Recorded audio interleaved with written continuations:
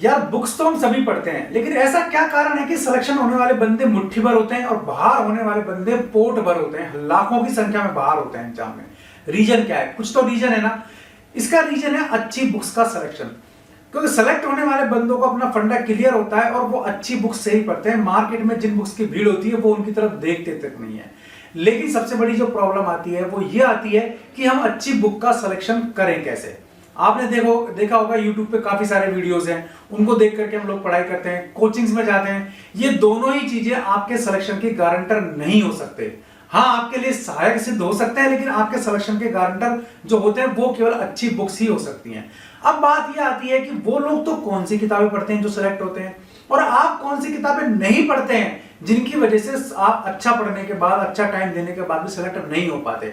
तो केवल एक हेयरलाइन डिफरेंस होता है, थोड़ा सा फर्क होता है। अगर आपने वो फर्क समझ लिया किताब खरीदते समय कि आपको क्या देखना है, ऐसे केवल 6 बिंदु हैं। इन बिंदुओं को आप कागज पर नोट कर लेना आज के वीडियो के साथ साथ, ठीक है?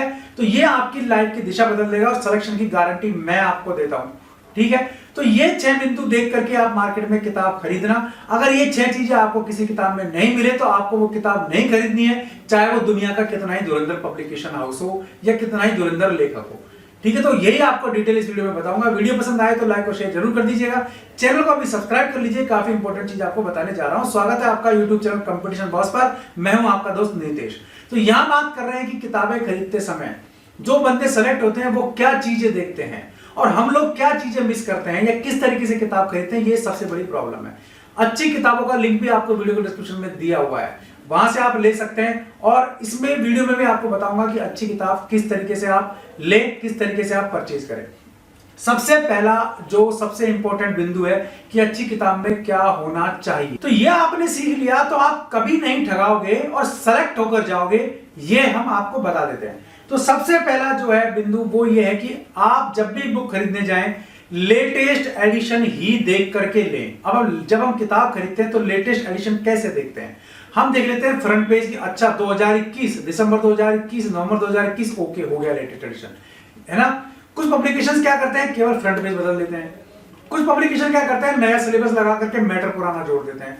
तो ये बात आप ध्यान रख लेना, जब भी बुक आपकी अपडेट होती है तो उसमें काफी सारे जो फंडे हैं, काफी सारे जो फैक्ट हैं वो भी अपडेट होते हैं। वो बुक्स के बीच बीच में आपको दिखाई देंगे। अगर लास्ट में दिखाई दे रहे हैं, शुरू में दिखाई दे रहे हैं, तो 100% किताब या बुक बीच में से आपको काम की नहीं रहने वाली, ये बात आप ध्यान रखना। तो सबसे बड़ी चीज आप ये चेक करें कि लेटेस्ट एडिशन ही आपको लेना है। अगर लेटेस्ट एडिशन नहीं है, 6 महीने साल भर पुराना है, तो उसको आपको बिल्कुल भी नहीं लेना है। दूसरी चीज होती है कि न्यू पैटर्न, और एग्जाम पैटर्न सबसे बड़ी इंपॉर्टेंट चीज होती है। तो न्यू पैटर्न की बुक है वही आपको लेनी है। पैटर्न भाई चेंज हो रहा है, आप किसी भी एग्जाम को उठा के देख लीजिए।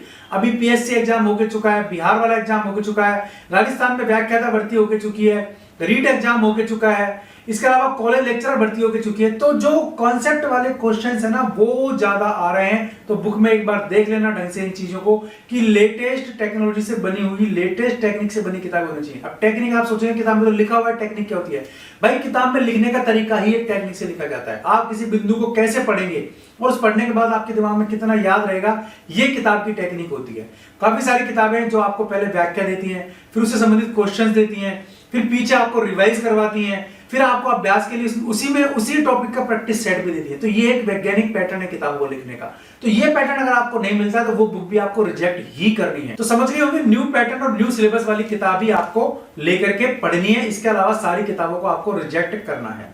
अब तीसरा बिंदु, जब भी बुक खरीदें तो देखें कि सिलेबस आपका टॉपिक वाइज होना चाहिए और उस टॉपिक को सब टॉपिक्स में बांटा हुआ होना चाहिए और उसमें concept plus questions plus practice set plus आपकी ओएमआर शीट वगैरह भी दी हुई होनी चाहिए ताकि आप उस पर वहां प्रैक्टिस कर सकें, ठीक है ना? क्योंकि ओएमआर शीट पे प्रैक्टिस आप करेंगे तो ज्यादा कॉन्फिडेंस आता है बस इस पर टिक करने के। काफी सारे भाई बहन क्या करते हैं, केवल टिक कर लेते हैं, फिर उनको रट्टा मारते हैं।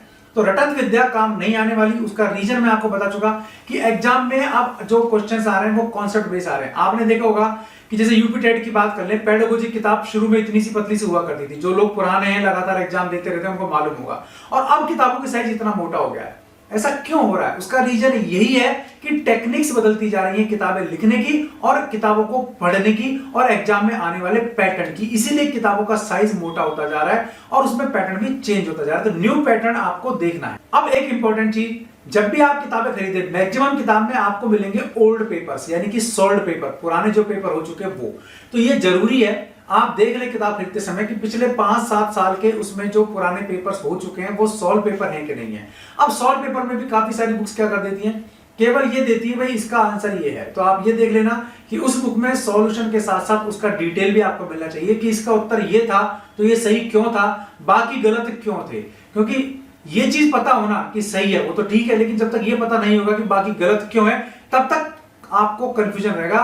पटवारी की परीक्षा थी राजस्थान में आज, उसमें कई क्वेश्चन ऐसा है जिसमें बिल्कुल चिपके हुए आंसर दिए थे, चिपके हुए इन द सेंस लग रहा था कि ये भी सही है, ये भी सही है, ये भी सही है, ये भी सही है। तो ऐसे सवालों का जब कॉन्सेप्ट क्लियर होगा वो तभी होगा जब आपको यह पता होगा कि गलत उत्तर है तो क्यों है और सही उत्तर है तो क्यों है। तो ये किताब में होना बहुत जरूरी है। अब वो इंपॉर्टेंट चीज जो किताब में होना बहुत जरूरी है, अब उस बिंदु पर आ जाते हैं जो इंपॉर्टेंट चीज है।